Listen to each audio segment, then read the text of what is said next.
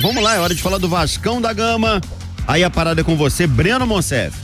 Vamos lá, ontem no sorteio da Sul-Americana, o Marcelo Santana, que é o diretor de futebol da Vasco SAF, deu uma entrevista à Cazé TV sobre 2 assuntos importantes. A gente acredita essa entrevista, o áudio que a gente vai reproduzir agora, sobre 2 falas importantíssimas. A primeira, reforços.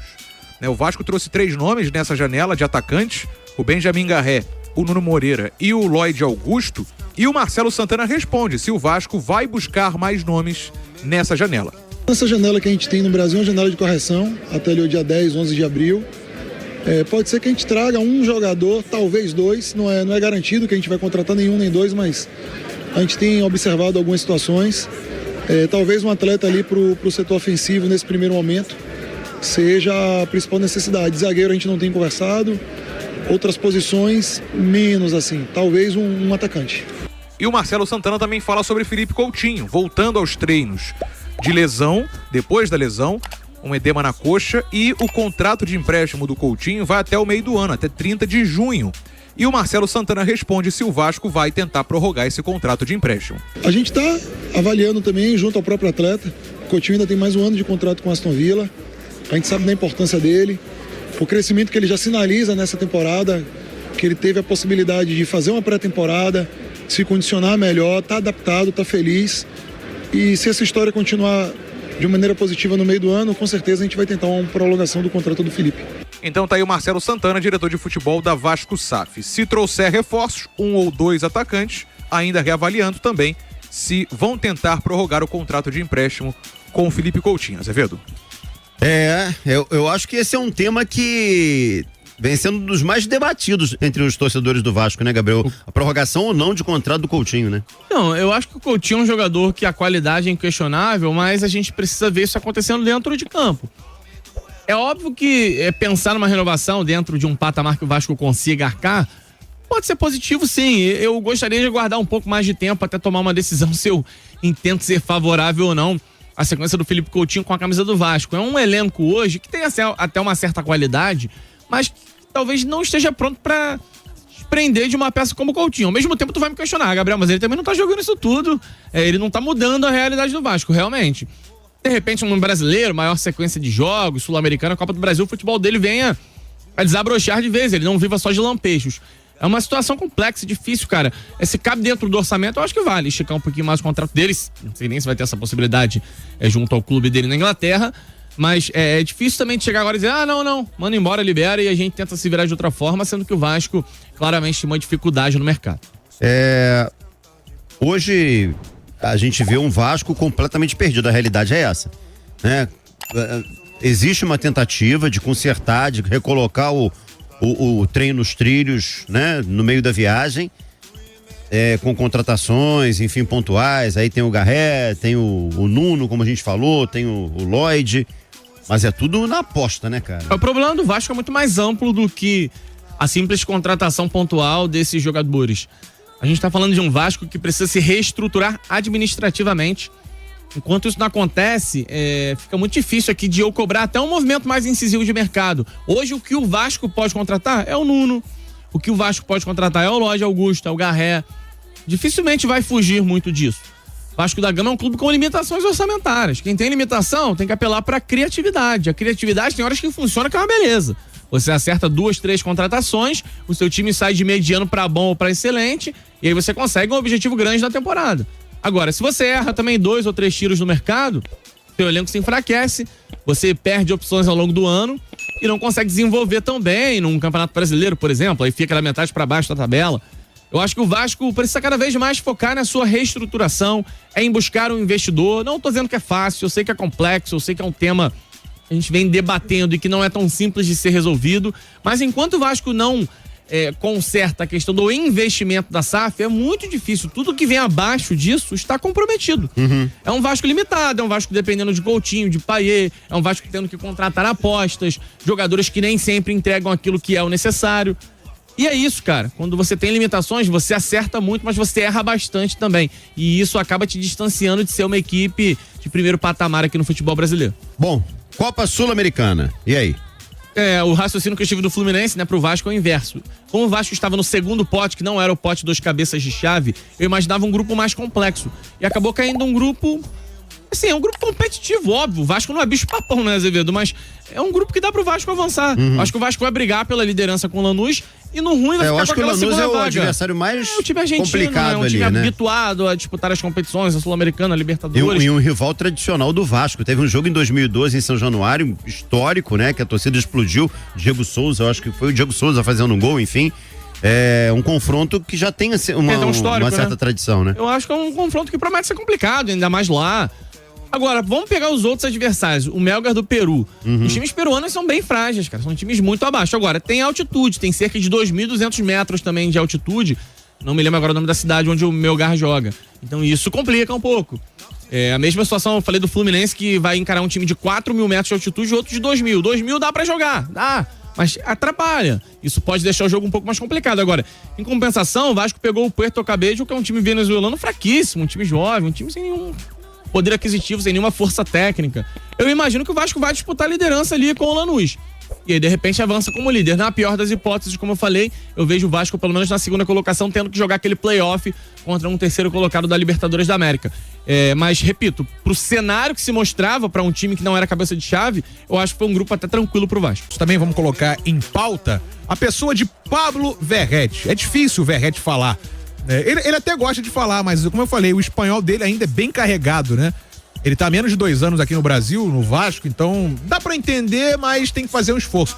Vamos ouvir o que o Verrete fala sobre a Copa Sul-Americana. Eu separei esse trecho porque eu achei importante, ele dizendo a importância que tem pra esse grupo e pra diretoria do Vasco a participação na Copa Sul-Americana. Um torneio internacional, acho que para o Vasco também, depois de muito tempo estar na competência internacional, se tem que fazer costume que o Vasco esté todos os anos jogando um torneio internacional. Quando eu cheguei aqui era a primeira meta, que eu sabia que o Vasco não fazia um tempo que não jogava, sabia que o Vasco tem história em competência internacional, então falando sobre isso para nós é muito importante. Tá aí então o Pablo Verrete falando do Vasco, né? Do Vasco da Gama. Eu falei, é bem carregado, né? Pô, mas o nome do time dá pra ele falar certo, né? Vasco. Pô, mas esse V pra eles é difícil, eu sei, O nome do time você pode se esforçar um pouquinho pra aprender. Acho que joga contra o Melgar ou Melgar, cara? Eu sempre confundo Melgar, né? Mas eu vejo o pessoal às vezes tentando falar um pouco mais assim, né? Arequipa. É o Melgar. Não, o Melgar fora de casa. Aí depois o Vasco pega o Academia Puerto Cabello em São Januário na segunda rodada. Puerto Cabello, na terceira rodada o Vasco pega o Lanús. Cabello ou Puerto Cabello? Porque tem lugar que tem dois L's que significam LH, né? É venezuelano, não é? Venezuela. Então é Puerto Cabello. Cabello? Cabello. O Cabecho. É argentino, uruguaio, argentino. A gente vai no Puerto Cabello, então. Na terceira rodada o Vasco também joga em casa. Então fora, casa. Joga contra o Lanús em São Januário na terceira rodada. Depois, na quarta rodada, visita na Venezuela a Academia Puerto Cabello. Na quinta rodada, visita o Lanús. Vai ser difícil. E na última rodada, pega o Melgar, em casa. Então, fora, casa, fora, casa. É a sequência do Vasco, na Copa Sul-Americana que vem aí. E aí, eu separei essa fala do Verrete porque é impressionante, assim, como a gente tem visto, ouvido e lido na internet a importância que o Vasco tá dando para essa Copa Sul-Americana. O Vasco no ano passado chegou até a sonhar com vaga em Libertadores via Campeonato Brasileiro ou até via Copa do Brasil, né? Quem chegou na semifinal da competição. Mas ficou com a vaga na Copa Sul-Americana e volta a disputar uma competição internacional.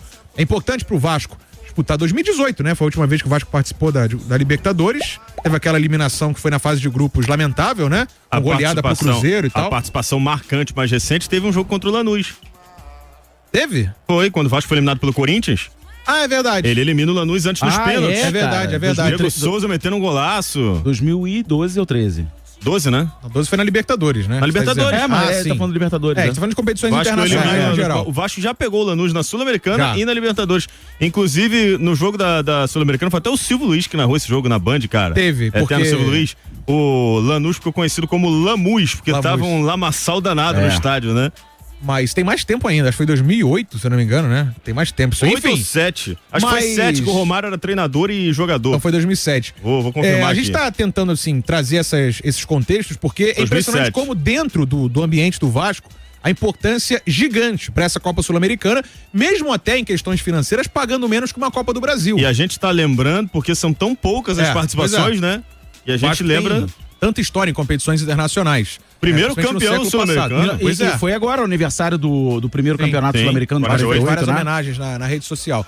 Então, por isso que é legal ouvir isso do Verratti. E aí, sobre ele, só pra eu citei no destaque, pra gente fechar esse noticiário do Vasco, já prevendo aí a participação na Copa Sul-Americana, o Verratti é um líder muito forte nesse elenco do Vasco. Sim. Chegou em 2023, o Vitor até lembrou, eu narrei esse jogo, ele faz o gol com um toque na bola, ele já se mete no meio da área, dá um toquezinho na pequena área e faz o gol. Primeira participação dele assim que ele entrou no segundo tempo do jogo em São Januário. E ele vir a público e trazer essa posição é importante. E aí só um último ponto que tá repercutindo na internet sobre uma informação que surgiu há alguns meses, na verdade, na época da renovação, do Tébaro Schmidt, do GE, sobre a pedida salarial do Verratti. Sim. E o Verratti teria pedido na época mais de R$1 milhão em salário. E ele desmentiu. Então, na época ele desmentiu, ele até na beira do campo falou, 1 milhão, eu nunca pediria isso ao Vasco. E eu até trouxe a informação de que ele renovou por aproximadamente 800 mil, contando luvas, bônus e tal. Mas, agora à tarde, o Verratti, na coletiva, rebateu isso de novo e o Tébaro foi ao Twitter reafirmar a informação dele. Ele postou isso no Twitter porque o Verratti respondeu ao Tébaro, né, na coletiva hoje à tarde. E aí ele falou que o Verratti respondeu isso pra ele, se referindo à matéria que publicaram no GE em janeiro, informando que ele pedia salário acima de 1 milhão para renovar com o Vasco. Aí ele diz, abrindo aspas, nós sustentamos essa informação, que foi apurada e checada com mais de uma fonte antes da publicação, fecha aspas. Estou trazendo isso só porque foi pauta também na coletiva, tá? A gente já repercutiu isso aqui algumas vezes, eu trouxe também as minhas informações na época, mas isso foi reafirmado, né, que o Verratti teria pedido. Depois o Verratti negou, já é pelo menos a segunda vez que isso é negado por ele. Gosto de falar de dinheiro, não, cara. Eu também não, mas foi assunto na pauta. Não, beleza, você tá certo em trazer a notícia, mas o clube paga o que ele quiser, o que ele tiver fim, o cara pede o que ele quiser. Aí é negociação entre as partes. Exatamente, mas só pra trazer isso aí, porque de novo foi pauta essa questão salarial. Pagar esse salário a ele, 800 mil? Se o Vasco renovou por esse salário... Não, o Vasco tem uma renda... Renovar é uma coisa... A gente depois vê o que... Não, tá tudo em dia. O Vasco hoje tá pagando direitinho. Tem, com os patrocínios que estão vigentes, com sócio-torcedor, a possibilidade de honrar os salários. É uma folha alta? É. O Vasco hoje supera 17 milhões de reais. E o Paê não deve ficar, né? Uma folha ainda não sabemos, inflacionada pelas contratações do Alexandre Gastos. Exatamente, Alexandre Gastos. E aí, só pra... Você falou do Paê, ainda nunca ouviu essa, não? Ainda tá muito Gastos é bom demais. Brincadeira, tá, gente? Então, Alexandre Matos. É porque é um trocadilho que a galera fazia na época do Palmeiras. O Paê... Ainda tem isso. Ainda não está certo. O contrato dele acaba agora em maio, né? No final de maio. Ainda tem aquele possível acordo dele diluir os salários pra ficar até o fim do ano, mas também não está certo. Tá com carinha de final de ciclo, né? Até a participação dele em campo tá com carinha de fim de ciclo. Ele tá jogando pouco, né? Pelo Vasco. E o Coutinho, Marcelo Santana, não garantiu que ele permanece depois do empréstimo que acaba em junho, né? O Aston Villa, Coutinho está emprestado junto ao Aston Villa, mas ele tem mais um ano de contrato por lá, até o ano que vem.